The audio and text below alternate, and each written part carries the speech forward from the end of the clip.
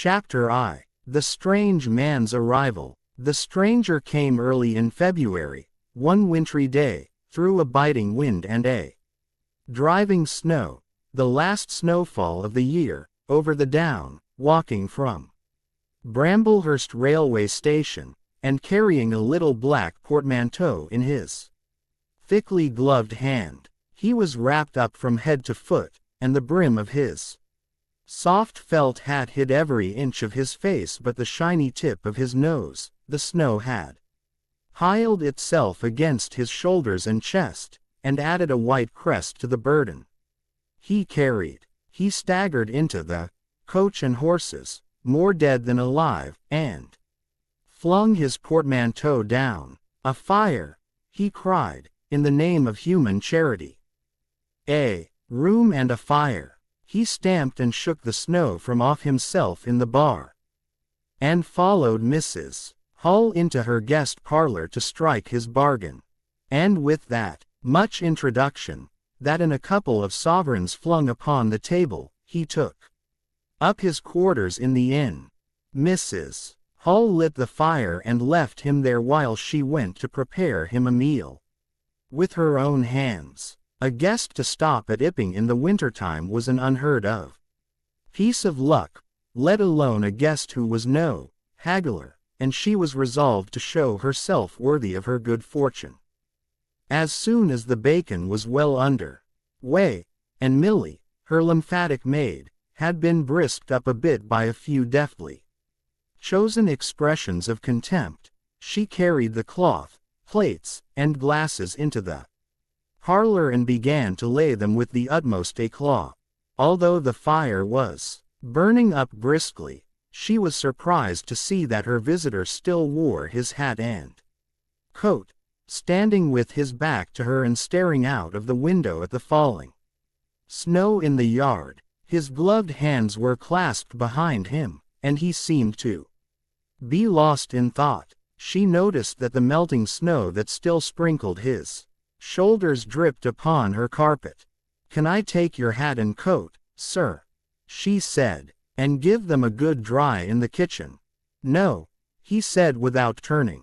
She was not sure she had heard him, and was about to repeat her question.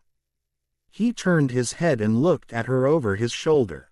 "I prefer to keep them on," he said with emphasis, and she noticed that he wore big blue spectacles with sidelights, and had a bush side whisker over his coat collar that completely hid his cheeks and face. "Very well, sir," she said.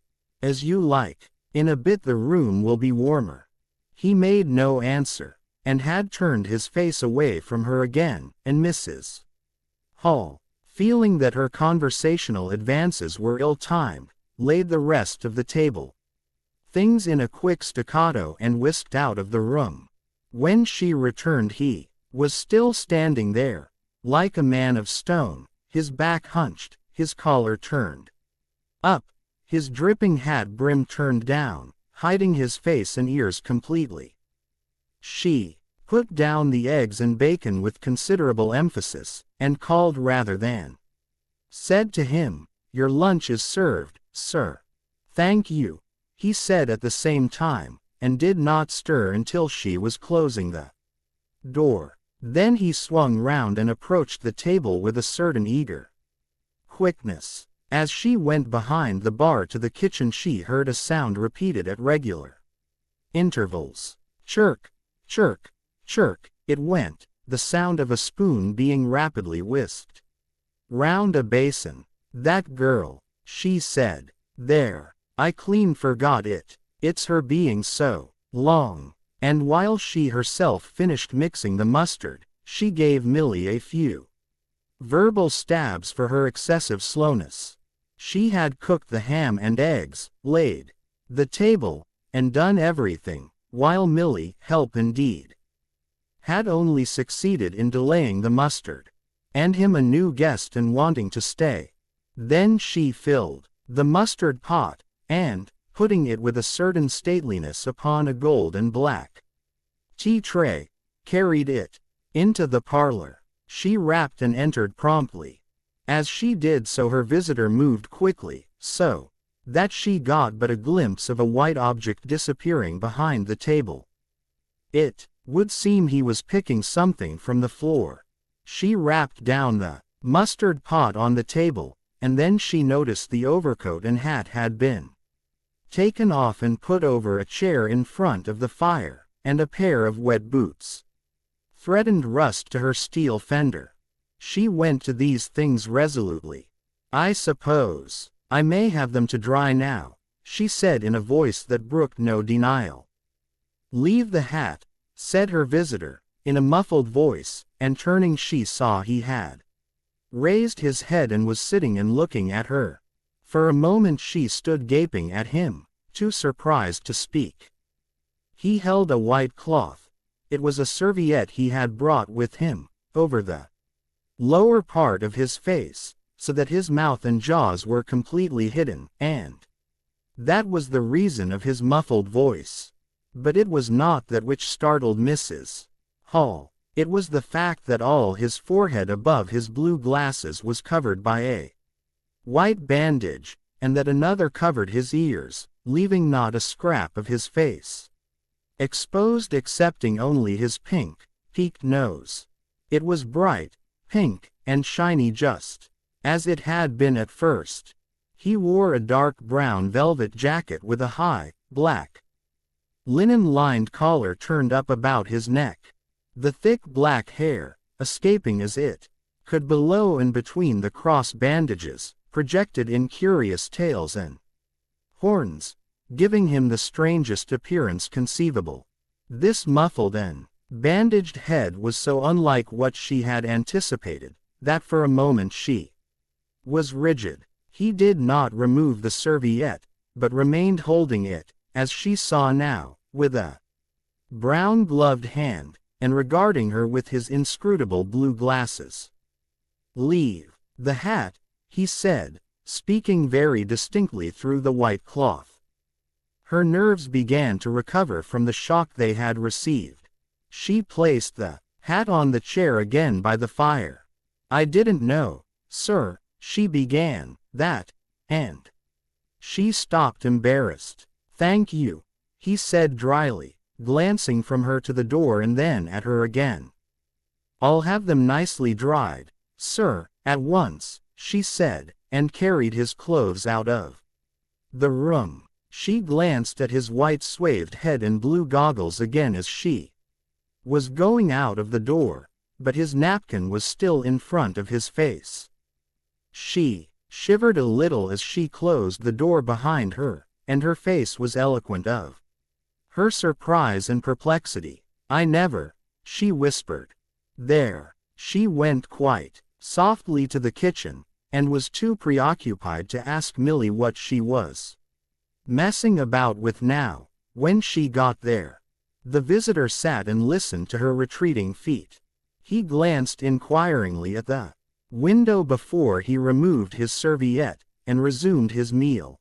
He took a mouthful, glanced suspiciously at the window, took another mouthful, then rose, and, taking the serviette in his hand, walked across the room and pulled the blind down to the top of the white muslin that obscured the lower panes.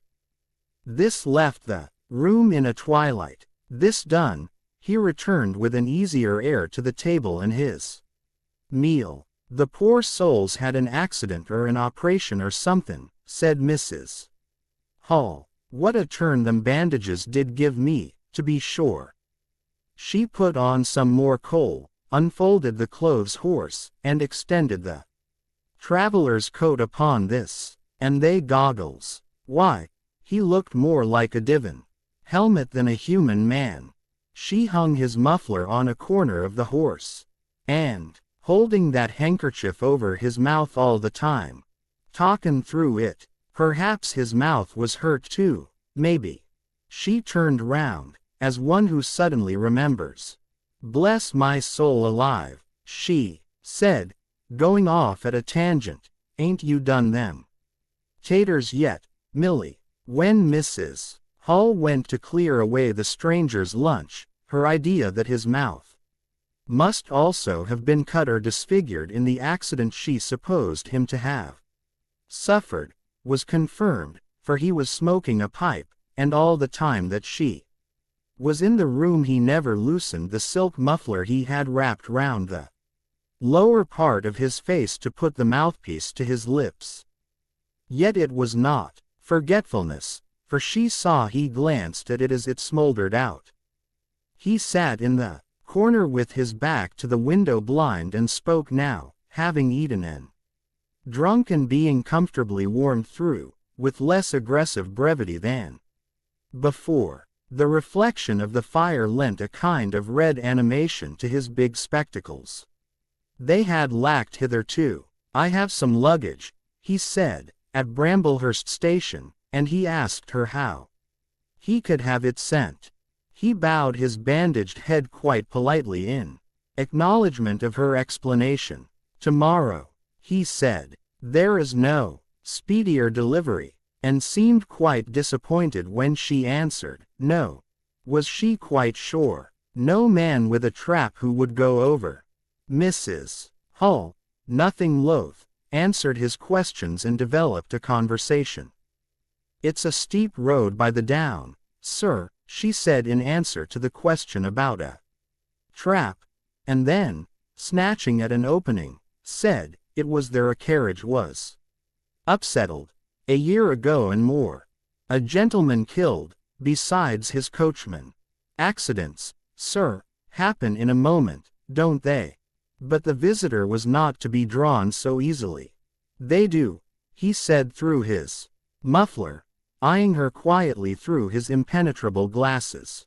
"But they take long enough to get well, don't they? There was my sister's son. Tom, just cut his arm with a scythe, tumbled on it in the hayfield, and, bless me, he was 3 months tied up, sir. You'd hardly believe it. It's regular given me a dread of a scythe, sir." "I can quite understand that," said the visitor.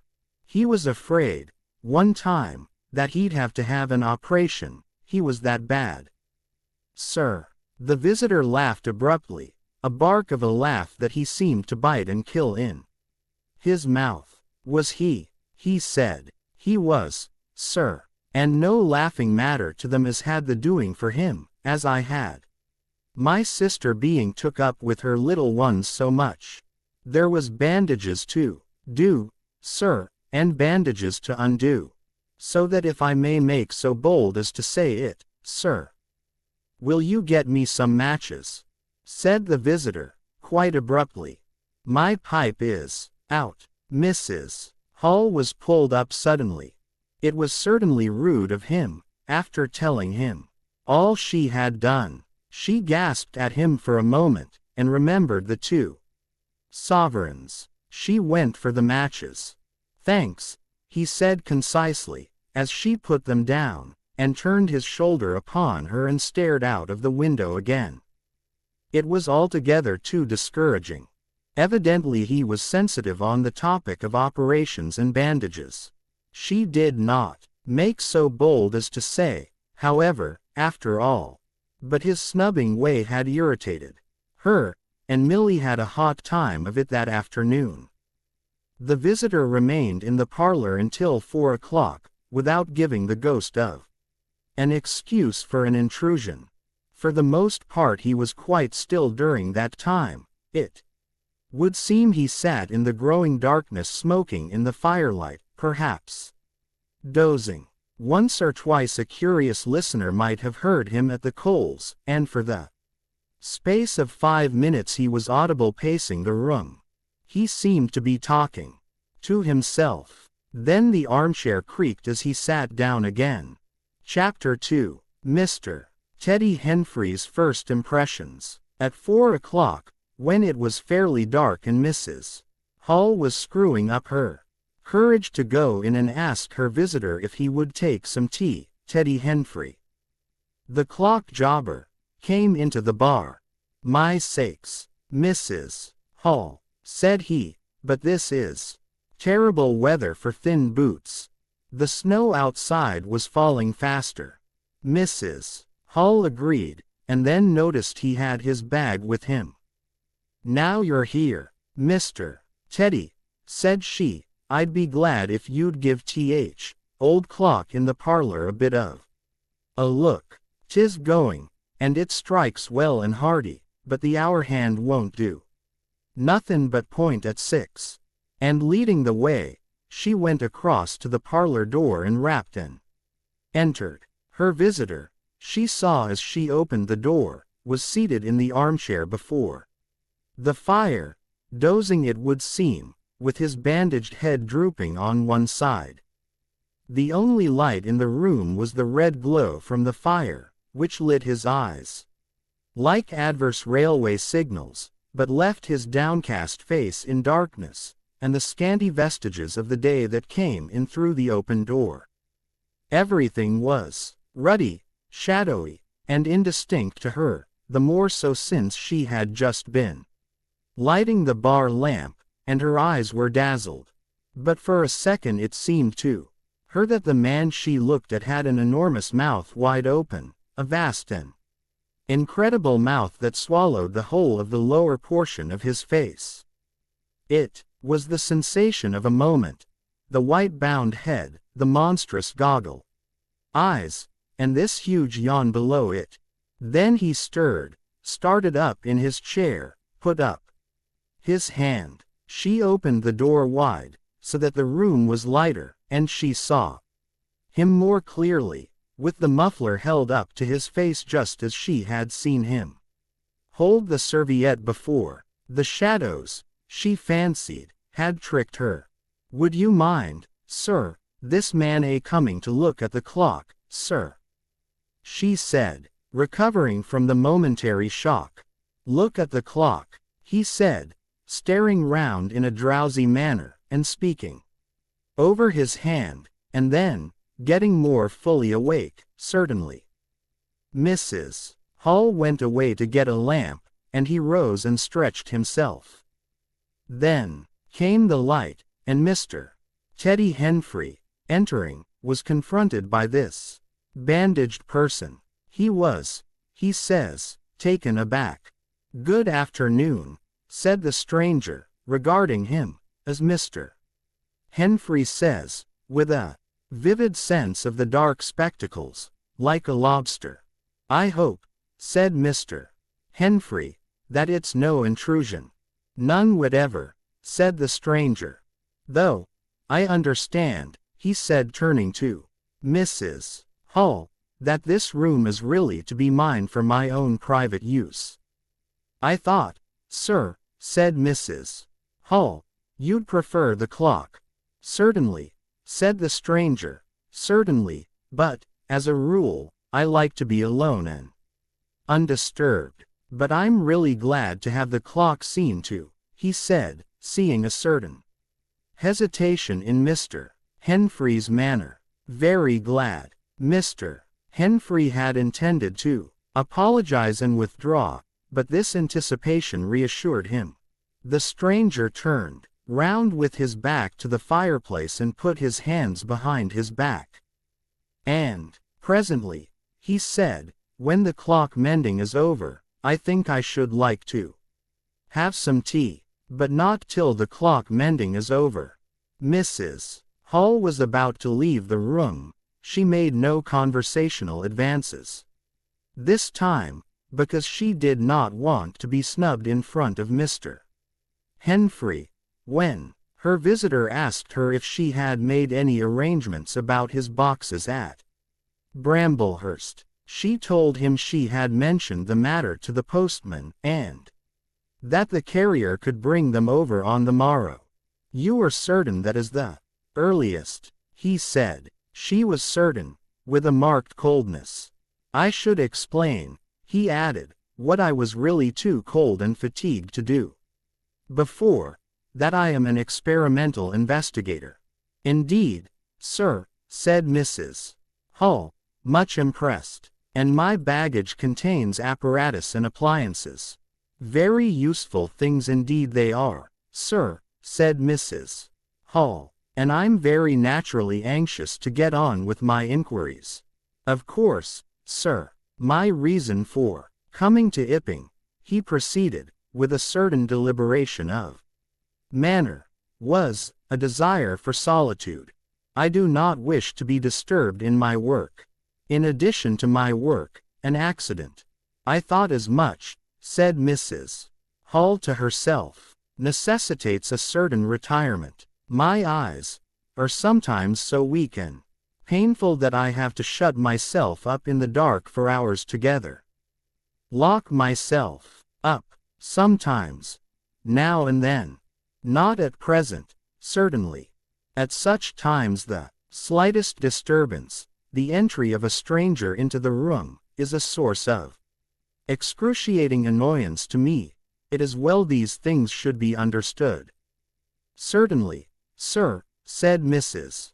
Hall, and if I might make so bold as to ask, that I think, is all, said the stranger, with that quietly irresistible air of finality he could assume at will.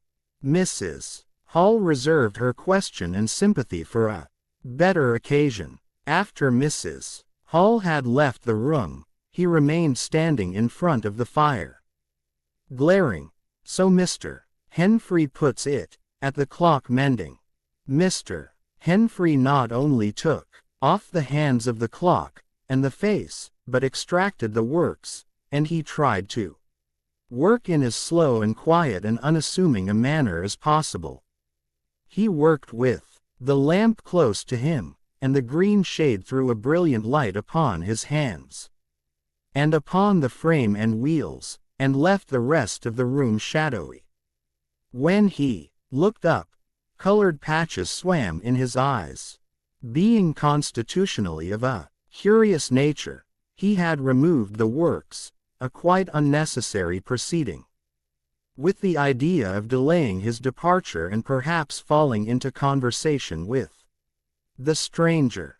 But the stranger stood there, perfectly silent and still.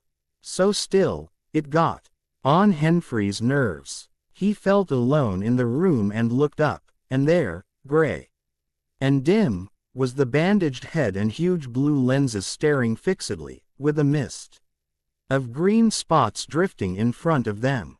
It was so uncanny to Henfrey that for a minute they remained staring blankly at one another. Then Henfrey looked down. Again, very uncomfortable position. One would like to say something. Should he remark that the weather was very cold for the time of year? He looked up as if to take aim with that introductory shot.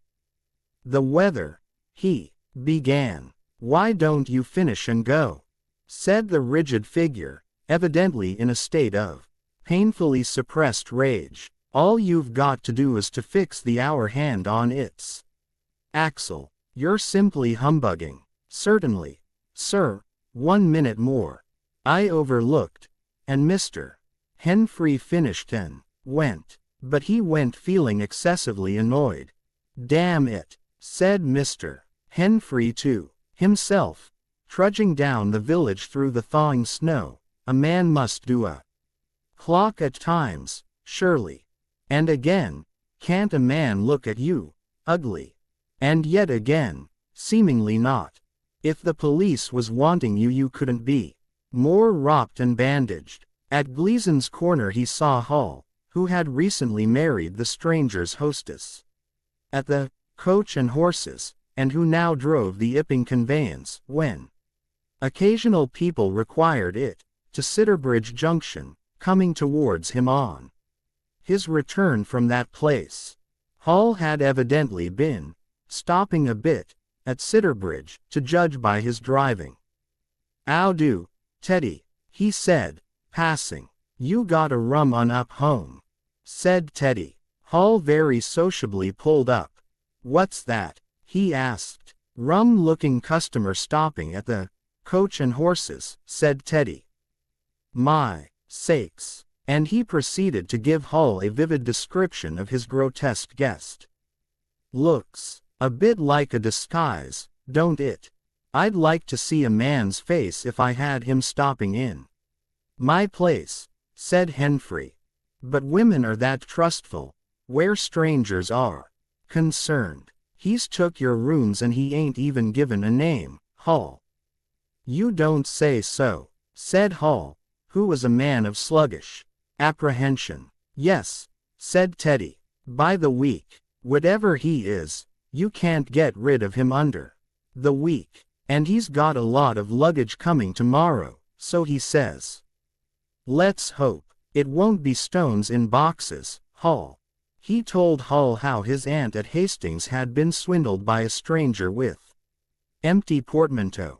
Altogether he left Hall vaguely suspicious. Get up, old girl, said Hall. I suppose I must see 'bout this. Teddy trudged on his way with his mind considerably relieved. Instead of seeing 'bout it, however, Hall on his return was severely rated by his wife on the length of time he had spent in Sidderbridge, and his mild inquiries were answered snappishly and in a manner not to the point. But the seed of suspicion Teddy had sown germinated in the mind of Mr. Hall in spite of these discouragements. You Vim don't know everything, said Mr. Hall, resolved to ascertain more about the personality of his guest at the earliest possible opportunity. And after the stranger had gone to bed, which he did about 9:30, Mr. Hall went very aggressively into the parlor and looked very hard at his wife's furniture, just to show that the stranger wasn't master there, and scrutinized closely and a little contemptuously a sheet of mathematical computations the stranger had left. When retiring for the night he instructed Mrs.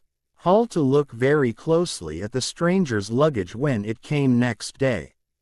You mind your own business, Hall, said Mrs. Hall, and I'll mind mine.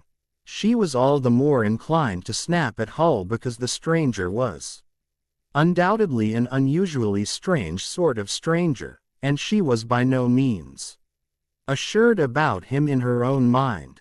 In the middle of the night she woke up, dreaming of huge white heads like turnips, that came trailing after her, at the end of interminable necks, and with vast black eyes.